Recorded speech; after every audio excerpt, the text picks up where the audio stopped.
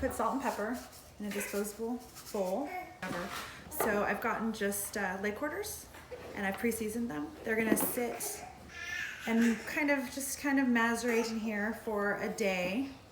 We're gonna be making buttermilk chicken. I've made it a couple times and it's delicious. The kids love it, and we're on a cheese kick right now. So we have been making cheeses, and we've started this book where it kind of gradually takes you into more complicated cheeses. So we're starting at ground zero again, and we've made some fun things, and we've just made buttermilk. So we're gonna make buttermilk chicken with our buttermilk. I'm very excited about it. So I'm just gonna put the lid on this and put it in the fridge and just kind of forget about it for a day.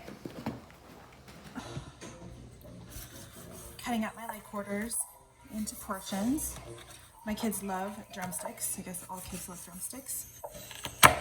And we've let them marinate overnight, and this just salt and pepper. The salt really penetrates the meat when you let it sit. And now we're going to soak it in buttermilk for the rest of the day. We actually made some buttermilk, so we're excited to try this recipe.